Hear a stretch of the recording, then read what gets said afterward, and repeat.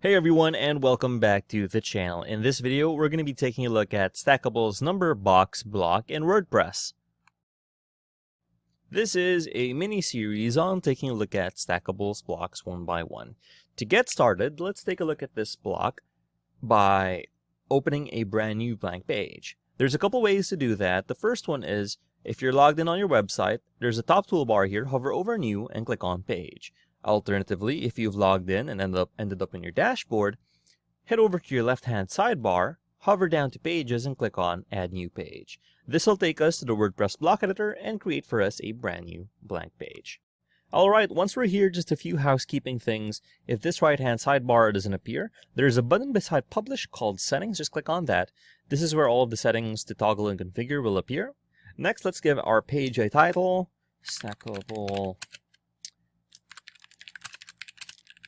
just to keep things organized. And last but not least, let's add the block itself. There's this blue button over here, top left corner, called the block inserter. Click on that. You can either search for the block or scroll down. Since Stackable is on top of list, let's scroll down just a little bit, and you can see that we have number box right here. Let's drag and drop that into our workspace, okay, and then close this up. Just give ourselves some more room to work with. Now the parent block is number box, and we have a few different options here. You can see it doesn't really do anything. Our paddings and our margins and our spacing, we can enable or disable the shape, but let's keep the shape on. We can also change the size, the background color. Okay, let's make it red so it's bright and visible. We can also use a background image if we want. We can also put a border, add some width to that, and then put a color on that so you can see. Okay. And we can also change the border radius if we wanted to make it a square, a bit rounded, or a circle. Also add the shadow or outline on that. Next, we have our typography, 1. Okay, we can change the font and the weights and so on. So let's choose something else. Okay, and then we can change the default size in pixels or other units. We can also change the text color to be something else. Okay. And then we can also add a background to this. But you'll see why we don't want to do that in a short bit. And then we can also add border radius and shadows to that background.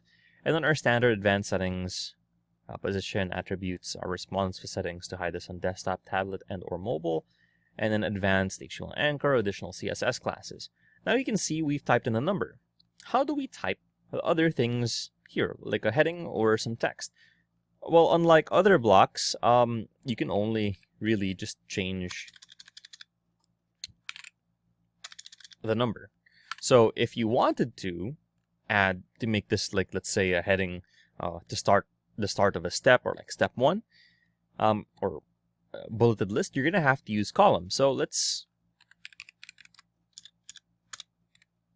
search for columns. Okay, we'll insert that in here, and let's drag and drop this into this one. Okay, and then we'll put here a heading from Stackable to keep things consistent, and let's put here step 1. Crack some eggs. Okay, and I'll just keep it as this red text here, and let's go ahead and go back to our parent block. We just click up here, columns. Okay, and we can change the ratio of it, right? So we can have it 10 and then 90, and then this one we can go ahead and change the alignment. We can change the spacing, right, the padding. Okay, that's looking about, that's looking about great to me. And you know what, let's go ahead and put a background on this just so we can see it a bit better. And then let's round out this. So I feel like, okay, there. So that's how you use your number box. You'll really have to put it in some columns, whereas some other block libraries have it all together. So maybe that's something they have to look into. But it's pretty usable. Okay, and then if we wanted to do another one, let's duplicate this. Oops. Uh-oh.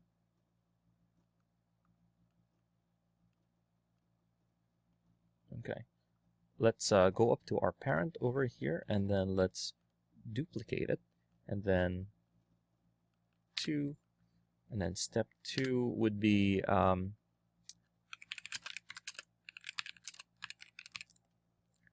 and then let's click on publish to save our settings. Okay, with that saved, let's click on live page, view page, and here are our stackable number box blocks. So these are the only things that are number box. We've put them into a column, into columns and rows basically, and added a heading over here. So this is a use case. This is how you'd probably want to use them. If you found this video helpful, please leave a like, comment, and subscribe to our channel, as it really helps us out with the YouTube algorithm. Show this kind of video to other nerds like us. Thanks for watching, and we'll see you on the next one.